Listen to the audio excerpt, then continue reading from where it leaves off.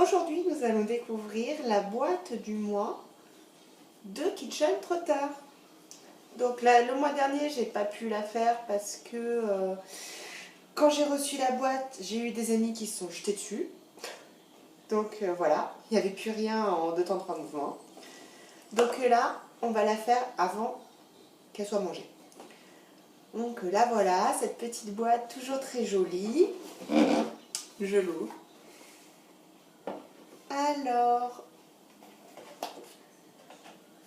ce mois-là, c'est sur l'Égypte. Vous voyez, un beau petit fascicule avec toujours les petites recettes. Alors, ils expliquent ce qu'il y a dedans, les produits qu'on a dedans, que je vais vous montrer. Et il y a des petites recettes. Alors, il y a le pain Yashbat, Duka et Tamias. C'est des petits pains frits apparemment à base de fèves et de légumes gourmands et du pain.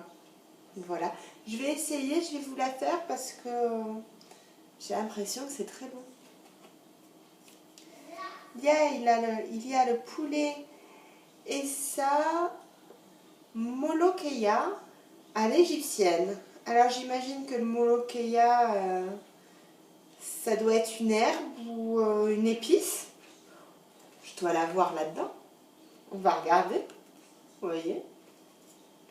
Après, il y a les caks, donc des sablés égyptiens.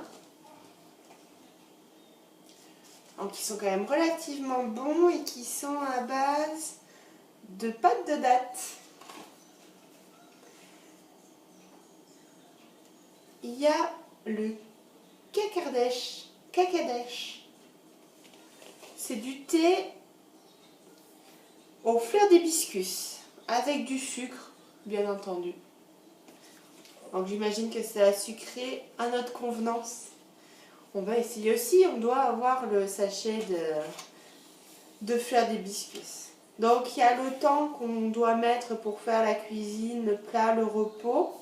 Vous voyez, il est bien, c'est tout bien expliqué. Là, il y a la recette d'un pain d'épices. Il y a Sarah Guiné qui a gagné le grand concours. Donc une maman qui a gagné le concours Kitchen Trotter. Et c'est son pain d'épices qui est mis là. C'est sympa. C'est très agréable d'avoir sa recette. Et il parle aussi des Kickstarter. Donc c'est leur nouvelle boîte qu'ils ont fait. Ça peut être très intéressant de voyager comme ça aussi. Voilà. Alors, pour commencer, nous avons le petit aimant avec le petit sphinx, les pyramides. Hop, directement sur le frigo. Là, j'ai de la pâte de dattes. Donc c'est quand même assez consistant, c'est de la pâte de dattes. J'ai l'impression qu'il y en a beaucoup. C'est une boîte de 500 grammes. Donc c'est énorme. Il va falloir que je fasse des gâteaux. C'est pas quelque chose que je mange d'habitude, la pâte de dattes comme ça. Je suis même pas sûre que j'en ai déjà vu au magasin de la pâte de dattes réellement comme ça, aussi compacte. Voilà. Là, il y a du duka et graines concassées. Alors, le duka, c'est un mélange d'amandes, de noisettes, de coriandre, de cumin, sésame, poivre, sel et sucre.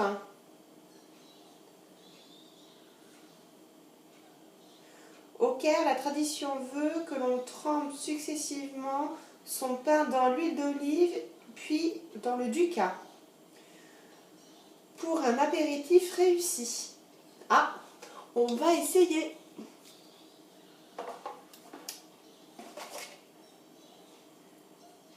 Là, j'ai l'épice, le Molokeia. Donc, vous voyez, ça forme comme ça.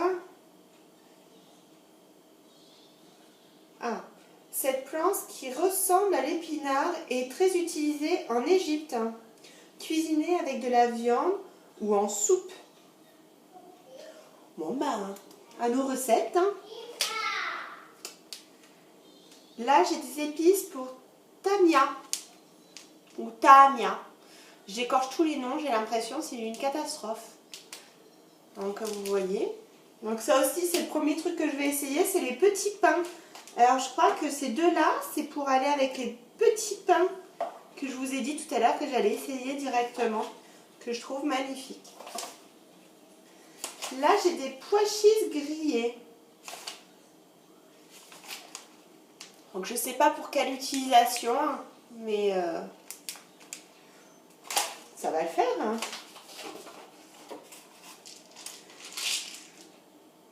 J'ai des fèves cassées.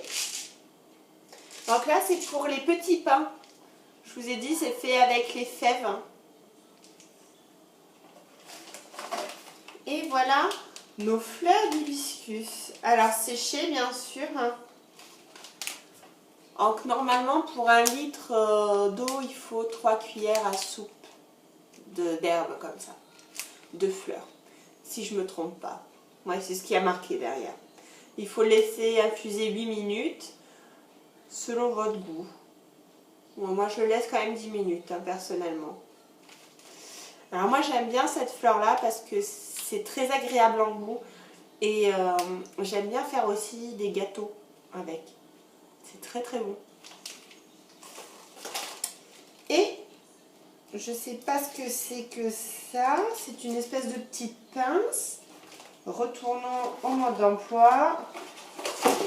Il y a marqué, il y a marqué. Donc,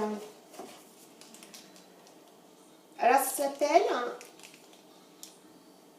une pince Nakash. Cette petite pince est utilisée pour décorer les gâteaux orientaux. Tout bon cuisinier égyptien en possède au moins un modèle dans sa cuisine. Vous serez surpris de tout ce qu'on peut faire avec. Bah, très intéressant. Donc on va faire des petits dessins sur nos gâteaux. Et voilà.